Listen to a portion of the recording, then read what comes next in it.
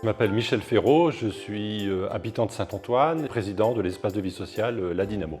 Robert Pinet, je suis un habitant de Saint-Bonnet-de-Chavagne aujourd'hui, mais hier maire de Saint-Bonnet-de-Chavagne et aussi partie prenante à l'initiation du projet Dynamo.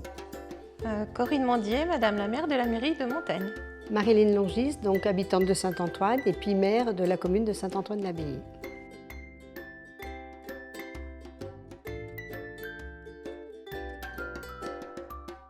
En 2018, une poignée d'habitants, une association se sont réunis, ont eu l'idée, ont eu connaissance de ce que peut être un espace de vie sociale, ont commencé à travailler le sujet et très vite se sont retournés vers les 3 mairies pour dire oui, banco, bingo, on va entamer une démarche de création d'un espace de vie sociale. Moi, j'ai été présente dès le départ de ce beau projet, parce que le maire de l'époque, Vincent Lavergne, m'a missionnée, puisque j'étais première adjointe au social, pour ce beau projet.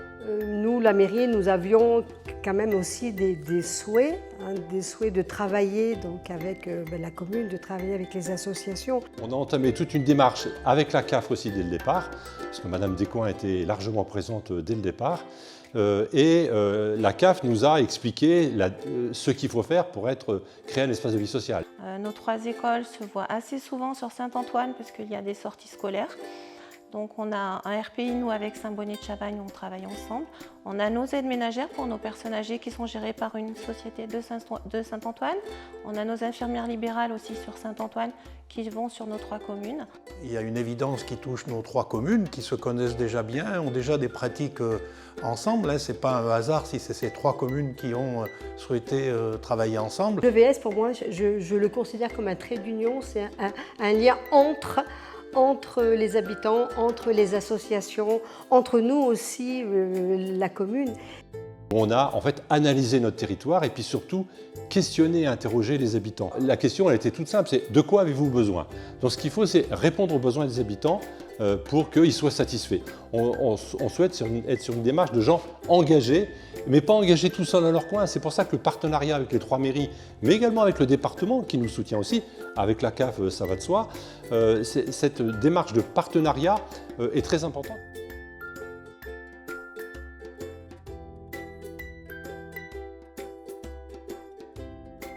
Il y a un élément connexe à ça que je trouve très important, c'est qu'il y a plein de talents sur nos territoires. Il y a plein de gens doués de tas de choses, quoi. Il y a des gens capables de faire plein de choses, comme l'a dit Michel Ferraud, et dans ce cas-là, il faut l'étudier. Et le diagnostic a donné raison à cette première vision.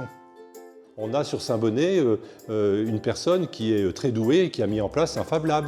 On a aussi sur Saint-Bonnet une jeune maman qui a mis en place un atelier pour les 0-6 ans, un peu une maison verte de Françoise Loto, si on prenait les termes plus anciens.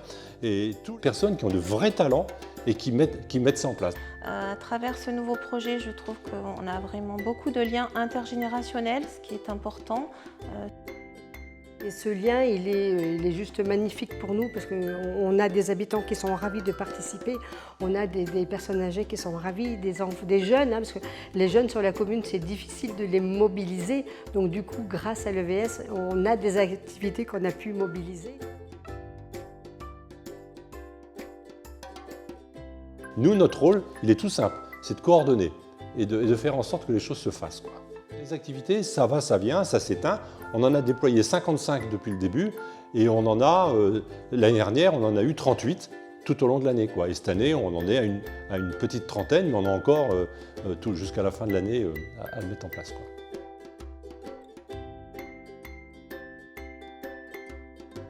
L'accompagnement de la CAF, il a d'abord été sur le fond.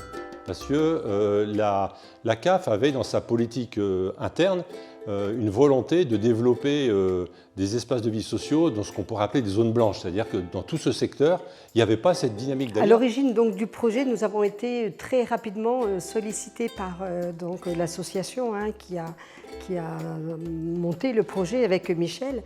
Et rapidement, la commune donc, est venue à leur côté. Et puis, et c'est loin d'être négligeable, la CAF nous apporte un peu plus de 23 000 € de financement par an. Et ça, c'est précieux. D'ailleurs, elle est capable d'apporter des financements connexes sur des ateliers de parentalité ou autres, quoi. Donc c'est autant sur le fond que financier. Et puis, elle nous, au bon sens du terme, elle nous oblige à dire où en êtes-vous, évaluez votre action.